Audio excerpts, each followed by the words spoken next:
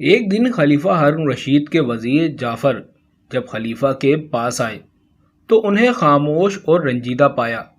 جعفر نے خلیفہ کو دوبارہ سلام کیا مگر خلیفہ نے سر اٹھا کر بھی نہ دیکھا۔ جعفر نے پھر سلام کیا اور پوچھا کہ کیا بات ہے خلیفہ، اس قدر خاموش اور رنجیدہ کیوں ہیں؟ خلیفہ نے جواب دیا کہ کبھی کبھی میری ایسی ہی حالت ہو جاتی ہے کہ کسی سے میرا بات تک کرنے کو جی نہیں چاہتا۔ اب تم آ گئے ہو تو کوئی اچھی بات کرو۔ جعفر نے کہا آج آپ کے شہر میں گشت کرنے کا دن ہے، اگر مناسب سمجھیں تو لباس تبدیل کر کے شہر میں چلیں، اس طرح آپ کا دل بھی بہل جائے گا۔ خلیفہ تیار ہو گئے، دونوں نے اپنا لباس تبدیل کیا اور بھیس بدل کر محل کے خفیہ دروازے سے نکل کر شہر کی طرف چل پڑے۔ راستے میں ایک جگہ دیکھا کہ ایک نابینا اندھا فقیر کھڑا ہے۔ یہ دونوں اس کی طرف بڑھے۔ فقیر نے آہٹ سن کر صدا لگائی، اللہ کے نام پر بابا کو کچھ خیرات ملے گی؟ خلیفہ نے ایک اشرفی نکال کر فقیر کے ہاتھ پر رکھ دی اور چلنے لگے۔ فقیر نے ان کا دامن پکڑ لیا اور بولا جس طرح آپ نے اللہ کے نام پر مجھے یہ اشرفی دی ہے، اسی طرح ایک تھپڑ میرے منہ پر لگا دیجئے۔ خلیفہ ہارون رشید یہ عجیب سوال سن کر بڑے حیران ہوئے اور آگے بڑھنے لگے، لیکن فقیر نے دامن نہ چھوڑا اور اصرار کرنے لگا کہ میرے منہ پر ایک چانٹا ماریے، اور اگر یہ منظور نہ ہو تو مجھے آپ کی اشرفی قبول نہیں، اسے واپس لے لیجئے۔ خلیفہ نے اس کے اصرار پر مجبور ہو کر اس کے منہ پر ہلکے سے ایک چانٹا مار دیا۔ کچھ دور جانے پر ہارون رشید کو خیال آیا کہ فقیر نے جو یہ حرکت کی ہے تو ضرور اس میں کوئی راز ہے، تو انہیں جستجو ہوئی کہ یہ راز معلوم کرنا چاہیے۔ انہوں نے وزیر سے کہا کہ وہ اس فقیر کو جا کر بتا دے کہ اس کو یہ اشرفی خلیفہ نے دی ہے، اور ان کا حکم ہے کہ کل دوپہر کو ان کے دربار میں وہ حاضر ہو جائے۔ دوسرے دن دوپہر کو یہ اندھا فقیر بادشاہ کے حکم کے مطابق خلیفہ کے دربار میں حاضر ہو گیا اور سلام کر کے ایک طرف خاموش کھڑا ہو گیا۔ اسے نہیں معلوم تھا کہ خلیفہ نے اسے دربار میں کیوں طلب کیا ہے۔ ہارون رشید نے فقیر کو دیکھا اور پھر اس کی طرف متوجہ ہو کر بولے تمہارا نام کیا ہے، اور تم نے سوال کرنے کے بعد اپنے منہ پر تھپڑ کیوں لگوایا؟ یہ کیا ماجرا ہے؟ فقیر نے ادب سے جواب دیا جناب عالی، میرا نام عبداللہ ہے اور میں اسی بغداد شہر کا رہنے والا ہوں۔ میرے باپ نے مرتے وقت جو روپیہ پیسہ چھوڑا تھا وہ میں نے فضول خرچی میں بہت جلد اڑا دیا اور تنگ دست ہو گیا۔ پھر میری بیوی نے مجھے سمجھایا اور میں نے اس کے کہنے پر 2 اونٹ خرید کر بار برداری کا کام شروع کر دیا۔ اللہ نے اس کام میں برکت دی، رفتہ رفتہ میرے حالات بہتر ہوتے چلے گئے اور میں خوشحال ہو گیا۔ اب میرے پاس 80 کے قریب اونٹ تھے اور میرا کام چل نکلا تھا۔ ایک دن میں ایک سوداگر کا مال بصرہ کی بندرگاہ پر پہنچا کر بغداد واپس آ رہا تھا کہ راستے میں ایک جگہ سستانے کے لیے بیٹھ گیا اور اونٹوں کو بھی چرنے کے لیے چھوڑ دیا۔ کچھ دیر گزری ہوگی کہ ایک درویش راہ چلتا آیا اور میرے پاس بیٹھ گیا۔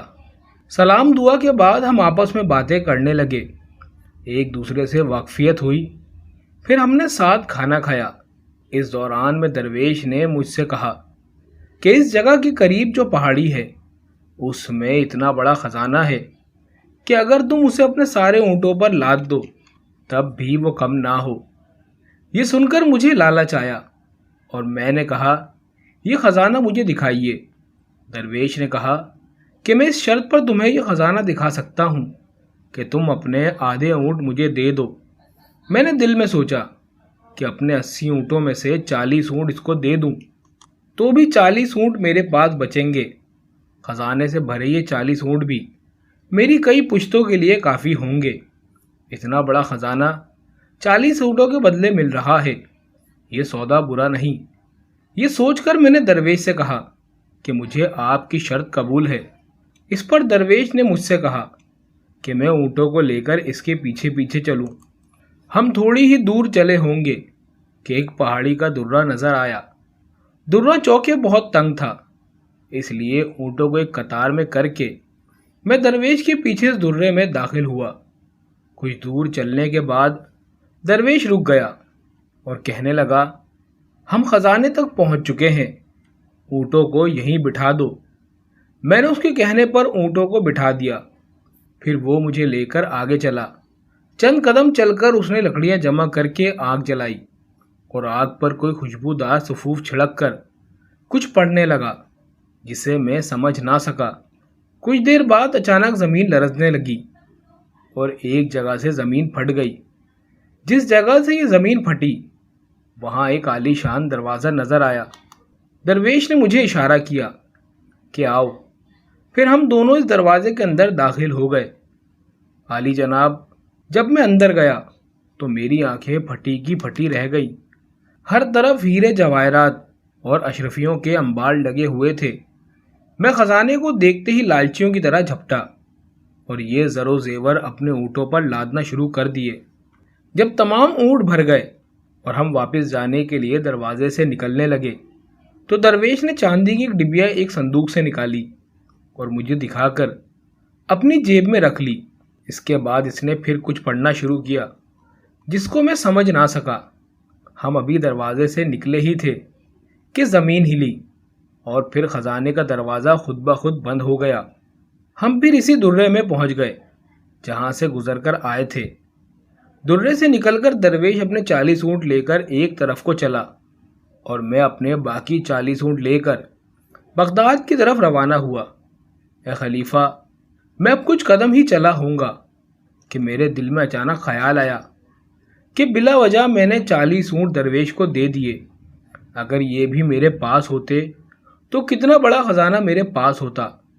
میں نے یہ تو سوچا نہیں کہ درویش ہی کی بدولت مجھے مفت میں اتنا بڑا مال مل گیا ہے، اور اپنے 40 اونٹ اپنے ہاتھ سے نکل جانے کا افسوس کرنے لگا۔ پھر مجھ سے صبر نہ ہو سکا اور میں نے دوڑ لگا کر درویش کے پاس گیا اور اس سے کہنے لگا، حضرت آپ تو تارک دنیا ہیں، اتنے اونٹوں کا انتظام نہیں کر سکیں گے، بہتر ہوگا کہ 10 اونٹ ان میں سے مجھے واپس کر دیجئے۔ میری یہ بات سن کر درویش نے کچھ کہے بغیر ان میں سے 10 اونٹ مجھے واپس کر دیے اور 30 اونٹ لے کر وہاں سے چلا گیا۔ میں 10 اونٹ لے کر واپس آنے لگا تو پھر مجھے خیال آیا کہ میں نے بڑی بے وقوفی کی، کچھ اور اونٹ واپس مانگ لیتا۔ اس خیال کے آتے ہی میں پھر درویش کی طرف بھاگا اور اسے روک کر اس سے کہا، ارے میاں، آپ تو درویش لوگ ہیں، 30 اونٹوں کا بھی انتظام کیسے کریں گے؟ میں اس کام سے واقف ہوں، اونٹوں کی دیکھ بھال کرنا چاہتا ہوں، اس لیے کہ میں ان کی دیکھ بھال کرتا رہتا ہوں، بہتر ہے کہ آپ 20 اونٹ اور مجھے دے دیں۔ درویش نے اب بھی کچھ نہ کہا، خاموشی سے 20 اونٹ میرے حوالے کر دیے اور 10 اونٹ لے کر چل دیا۔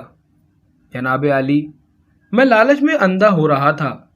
میں نے سوچا کہ کسی ترکیب سے باقی 10 اونٹ بھی درویش سے واپس لے لوں۔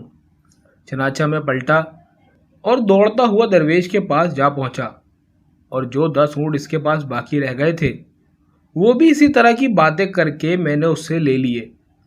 اونٹ لے کر ابھی میں واپس ہو ہی رہا تھا کہ مجھے چاندی کی اس ڈبیا کا خیال آیا جو درویش نے میرے سامنے اپنی جیب میں رکھی تھی۔ میں سوچنے لگا کہ اس ڈبیا میں ضرور کوئی ایسی چیز ہے کہ درویش نے زر و جواہر سے بھرے 40 اونٹ کچھ کہے سنے بغیر دے دیے، اس لیے جیسے بھی ہو یہ ڈبیا بھی مجھے حاصل کرنی چاہیے۔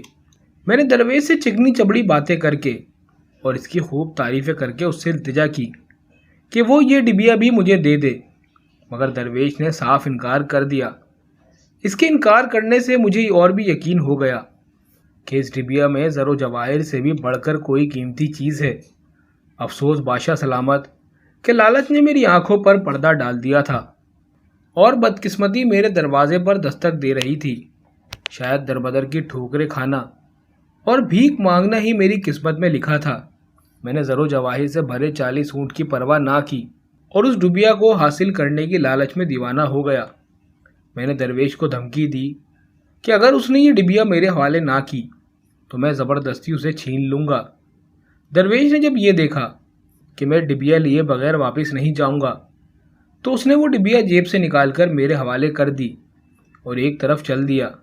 میں نے اسے روکا اور کہا کہ تم نے ڈبیا تو دے دی، مگر اس میں ہے کیا یہ تو بتاتے جاؤ۔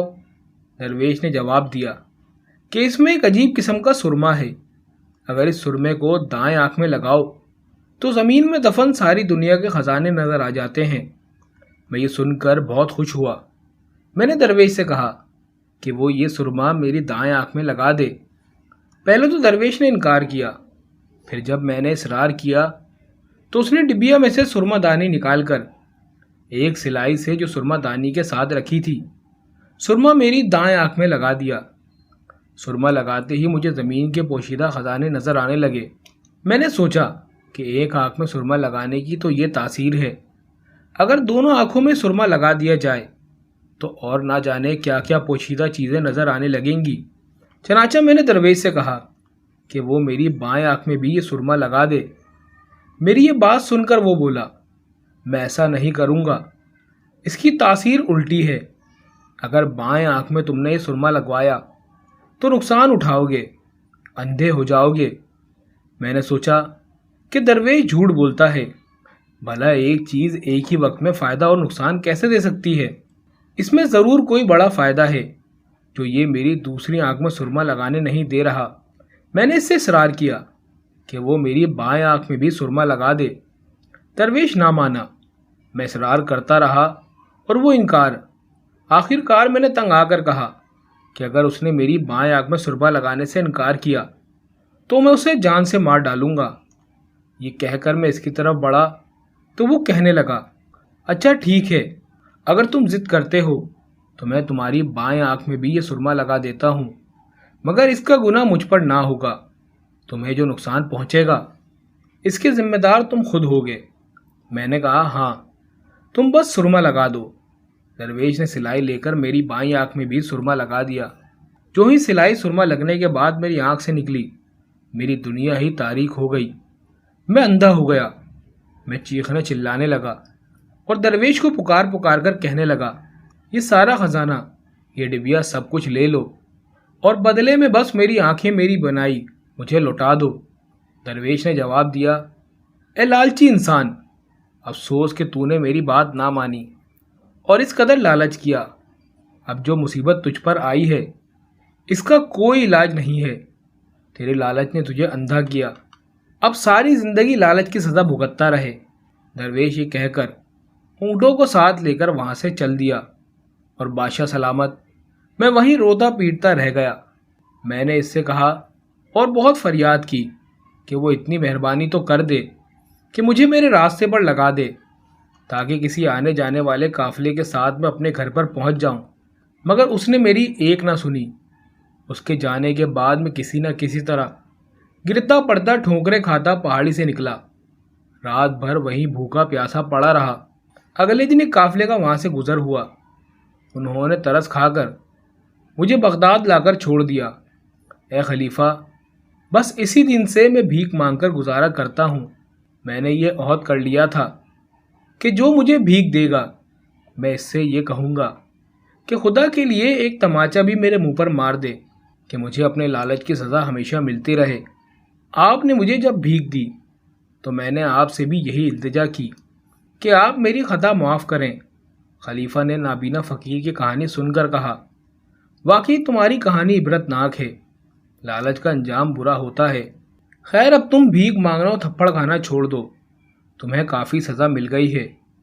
آج سے تمہیں روزانہ شاہی خزانے سے 4 درہم ملتے رہیں گے جو تمہارے گزر بسر کے لیے کافی ہیں۔ یہ کہہ کر بادشاہ نے اندھے فقیر کو جانے کی اجازت دے دی۔